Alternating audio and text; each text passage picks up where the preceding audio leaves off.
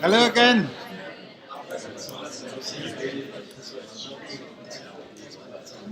What I'm going to do now is that I'm going to take you through an example where we're going to find.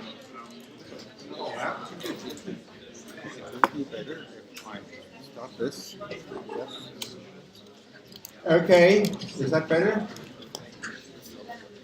So, and the example is the following. You have this function here,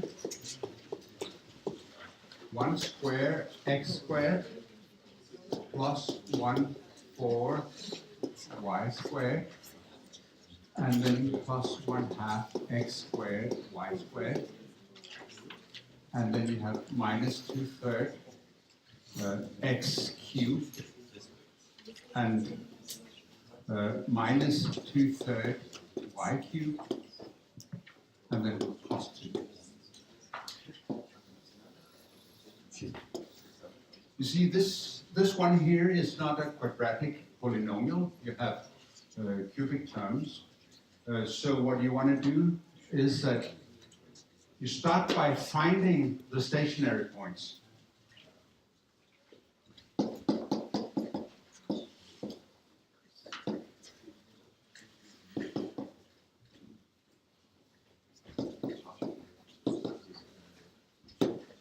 Okay. This you do. So you differentiate with respect to x, and you get, sorry, there's an error. It should be x4 and y4. So it's definitely not a quadratic. But let's look at the stationary points. So you differentiate with respect to x. Here you get x cubed. Nothing here because y is a constant. Then here you get plus x times y squared. And then you get minus 2x squared. This differentiated with respect to x. And these are constants in this context, so the derivative is 0. Now you want to find the zeros of this this polynomial here, and when you look at that, it seems rather horrendous to do that, but you can see there is a common factor. There's x factor all over, so you can start by putting the x outside a parenthesis. Here you get x squared, and then here you get y squared, and finally you get minus 2x.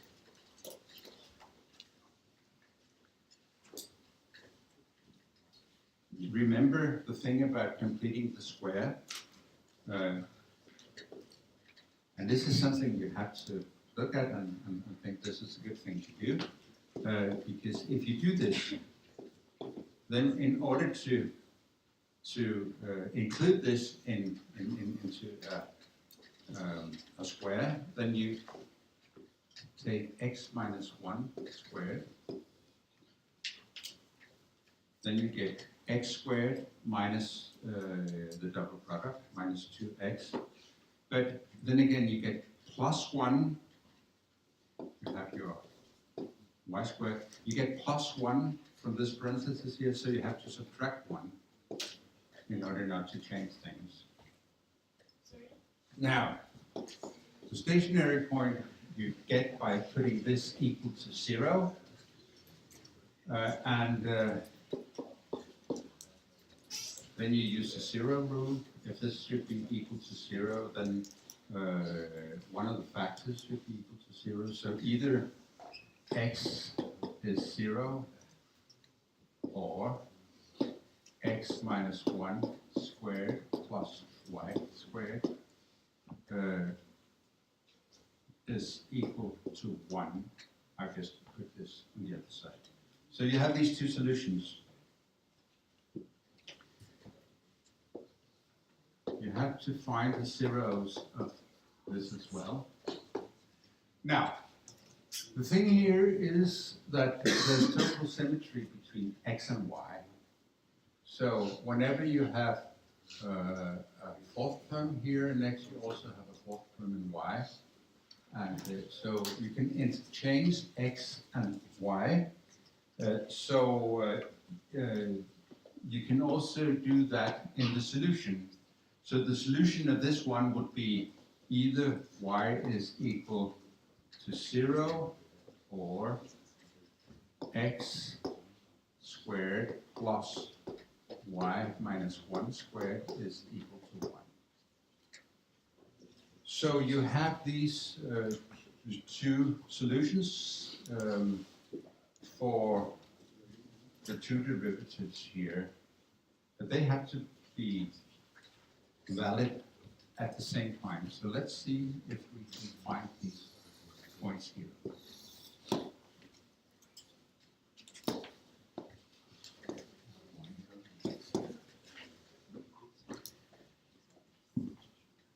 Let me try to use some colors. Now, if this one here is 0, then either x is 0, and this is the y-axis,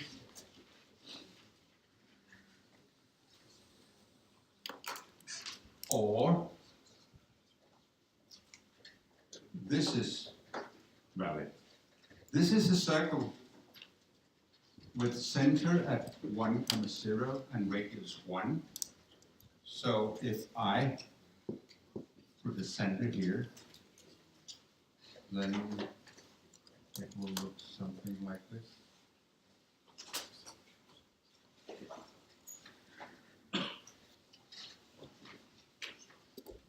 So on these blue lines here, the x derivative of the function is 0. And for the y derivative, you have either y is equal to 0, y equal to 0 is the x-axis, or you have this circle here, and this has a center, it is the center here, and then radius 1, so it looks something like this.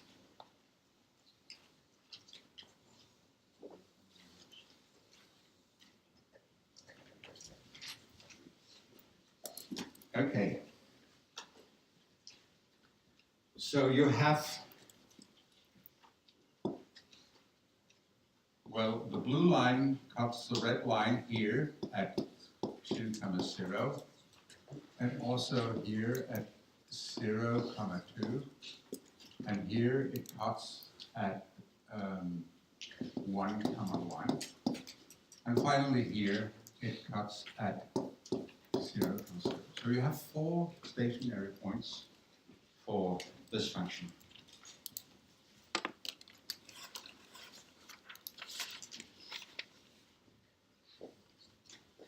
So what am I going to do next? Next, I'm going to look at the Hessian matrix in these stationary points.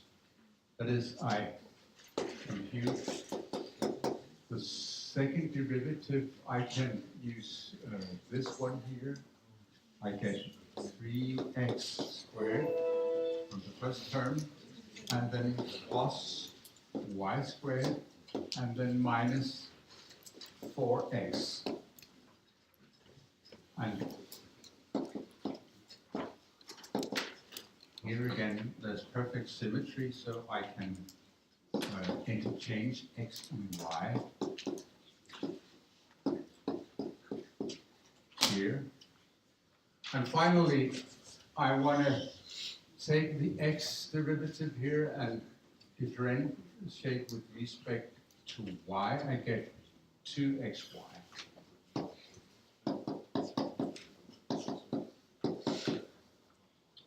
So the Hessian matrix looks like this. I have the first term here, 3x squared plus y squared minus 4x. And then I get the term here, 2xy, and also here, 2xy. And then I have the term x squared plus 3y squared and minus 4y. This is the Hessian matrix. And I could write here that the Hessian matrix is a function of x and y.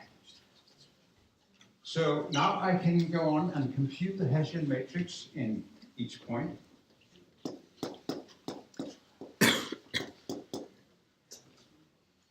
I put in the x and y's here. I get 4, 0, 0, 4. Well, y is 0, so these vanishes, and then if you put it in, you get this result.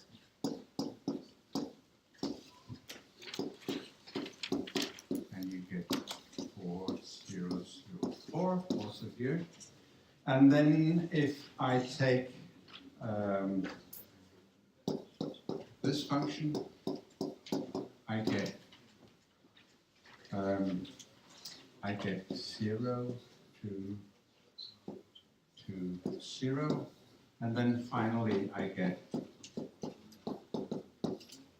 all zeros in this point. You have a diagonal matrix here, so the eigen or the elements in the diagonal is simply the eigenvalues. So you have lambda 1 equal to 4 greater than 0, and lambda 2 equal to 4 greater than 0. So F has a local minimum in 2, 0. This is the same thing. You have the same values here. So you have also a proper local minimum in 0.2. So, but here you cannot directly read the eigenvalues. You have to solve the characteristic equation, and this will be minus lambda 2 minus lambda. And then if you do this, you get lambda squared minus 4. And if this is equal to 0, then lambda squared is equal to 4, and lambda 1 is equal to 2, and lambda 2 is equal to minus 2. So you see here they have opposite signs, these two eigenvalues, and this means there is no extreme.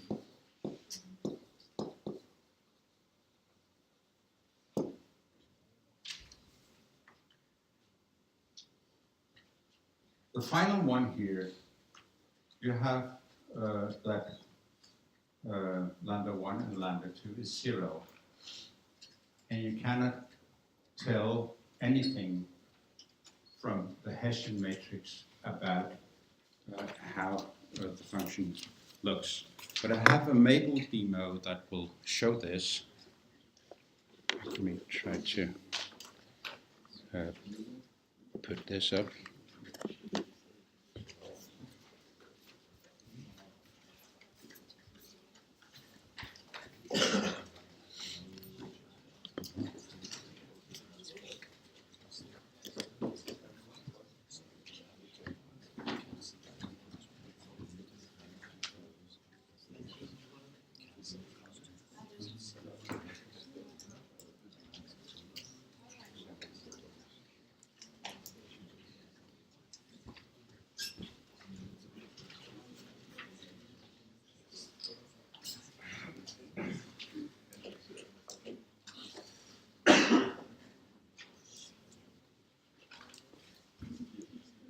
Okay, let's see if this will work.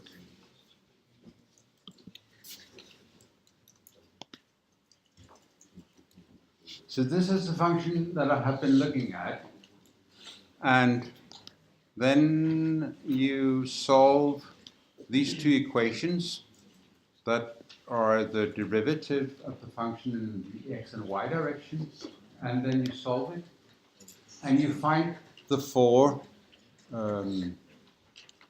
stationary points. Now I put in the 4 points, and then I have this Hessian matrix, and you can see you have, in fact, the eigenvalues 4 and 4, and also for the point B, and finally for the 0 point. And you cannot say anything about the last one. So now you take the values in the singular point, and again you have the value in 0.0, that is 2, but is it a maximum or is it a minimum? You cannot tell from the Hessian matrix. So let's plot this function, and you can see, or rather, it's not the function itself, it's the restriction of the function to the line, let's see, the line y is equal to x. I put this in, and then you have the value, the functional value is 2 in that point. And you can see on the one side it is above that value, and on the other side it is below that value. So even if the eigenvalues of the Hessian is 0, it cannot have, and you can tell from this analysis that it cannot have a maximum nor a minimum at that point. And this you can, of course, you can qualify that by making an analytic solution to the problem. I won't go through this, but I would rather show you the result. That looks like this. So you see you have the two minimal points, and here you have the point 0, 0, 2, and you can see there is no maximum nor a minimum in that point.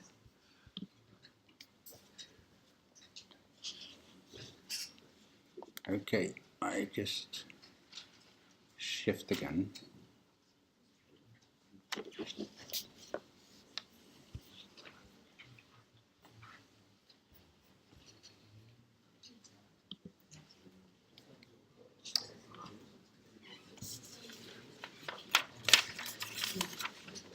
So now I'm going to go to something quite different.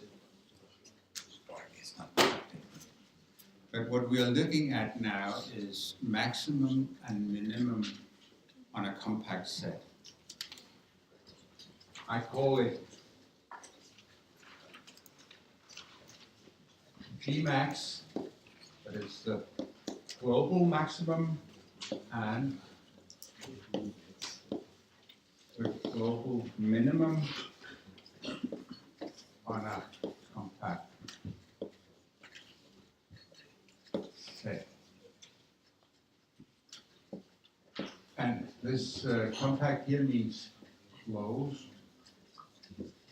and boundary.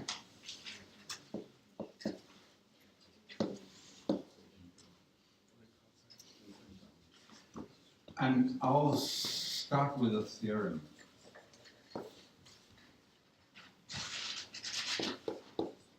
If f is continuous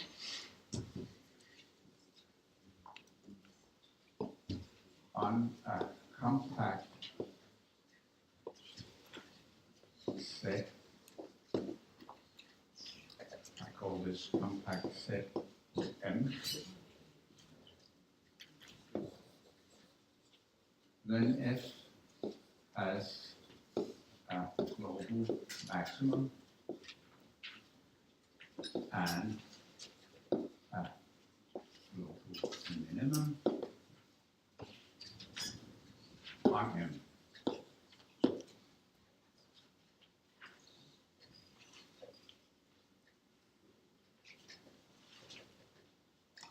And these are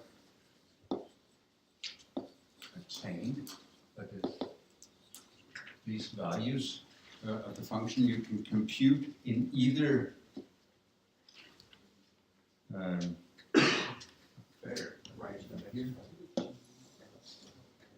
in either one. Exceptional points, or an exception point,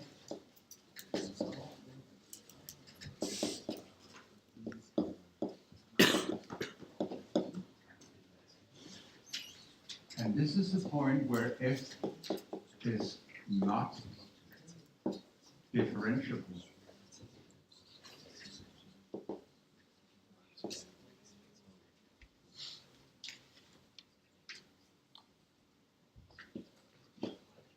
In an interior point,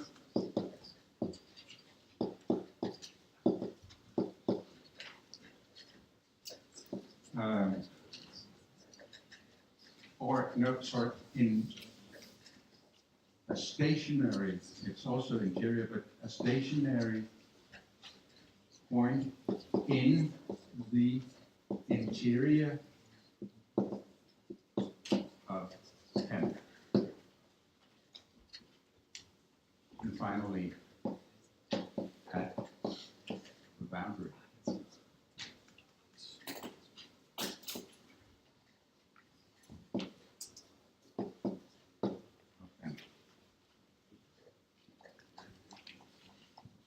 But this is nice because if you know that it is continuous in a compact set, then you only have to look for maximum and minimum in the exceptional points.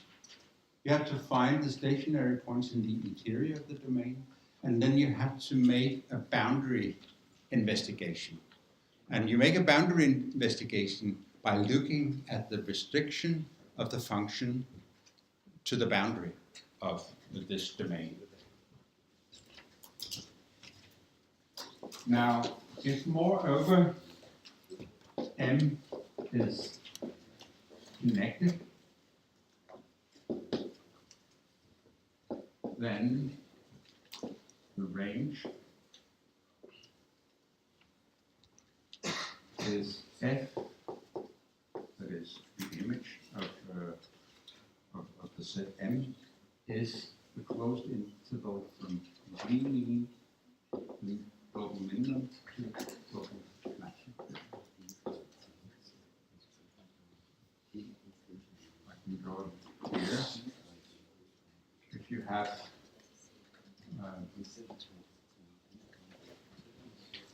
if this is M, then I have drawn it to be connected.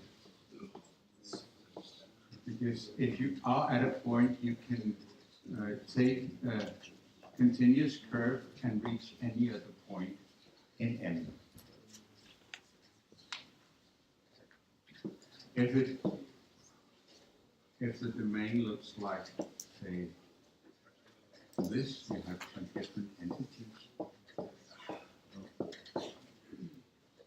Then there's no way that you can reach points here by a continuous curve. So this is not connected. So I write here connected. And not connected.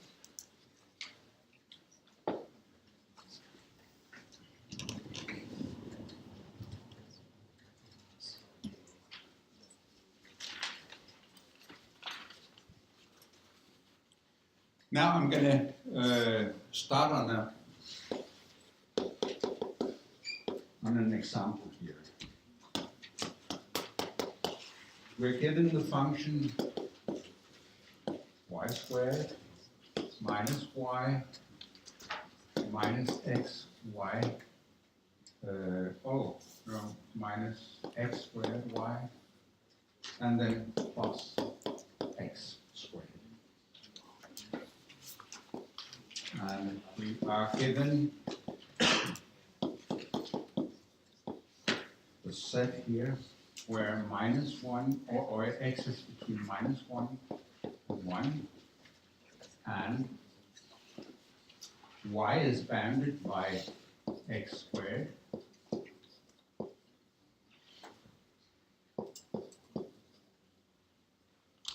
Now, a good thing here is to look at a drawing of M.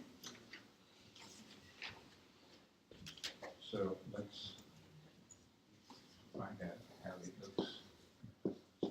X here and y here. Now, the first inequality here tells you that x is between the line x equals to minus 1 and x plus 1. So if you have this 1 here and minus 1 here, you have this, or this vertical line here. And you can see that this is simply all what is in between these lines here, including the lines. The second one, you have an upper boundary is y equals to 1. Now the lower boundary, you have x squared, and a good thing how to find this boundary, find the boundary, is to use the equality sign. So you have y equals to x squared, and this is the parabola. This is the normal parabola.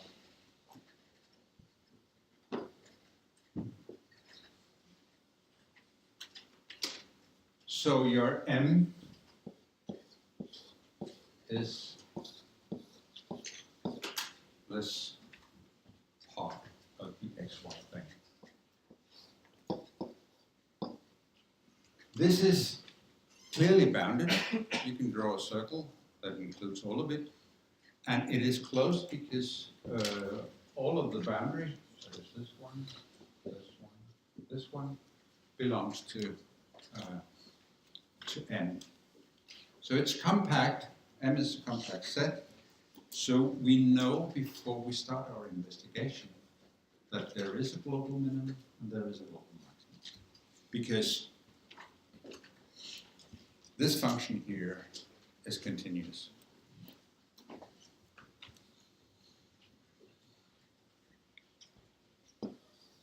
So M is compact and F is smooth.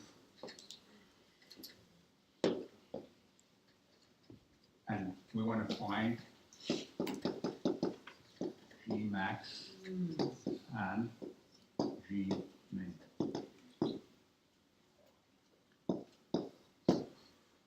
Are there any exceptional points or exception points to this function? That is, are there points where the function is not differentiable? No. We already stated that it was a smooth function, so no exception points.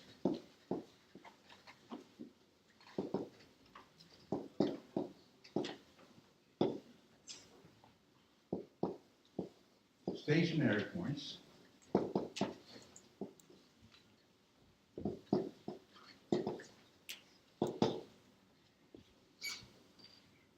Yeah, we have to differentiate with respect to x.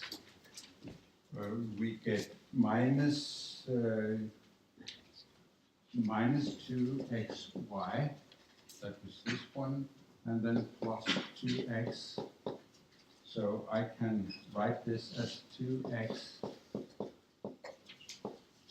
and here I get, when I differentiate with respect to y, I get 2y minus 1 and then I get here minus x squared. And if this should be equal to 0, then x is 0 or y is equal to 1. These are the two solutions to that one. And if the other one should be equal to 0, then you get y is equal to 1/2. I just solved this here with respect to y, is 1/2, and then plus 1/2 x squared.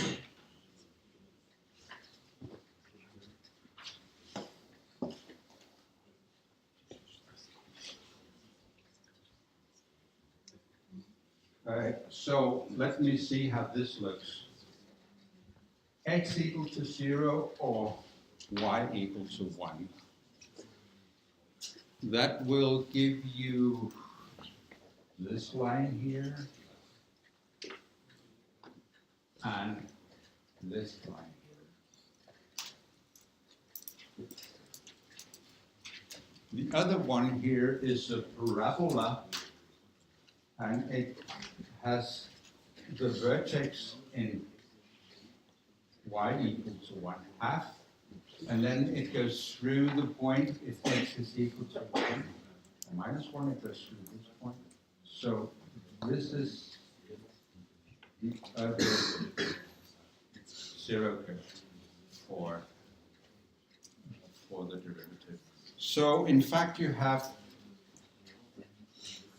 a stationary point here, and also you have stationary points here and here, but I'll show you why this doesn't matter.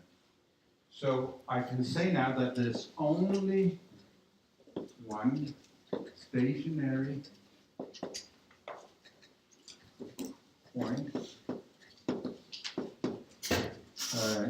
in the interior of M, and that is 0,1/2. And the value in that point is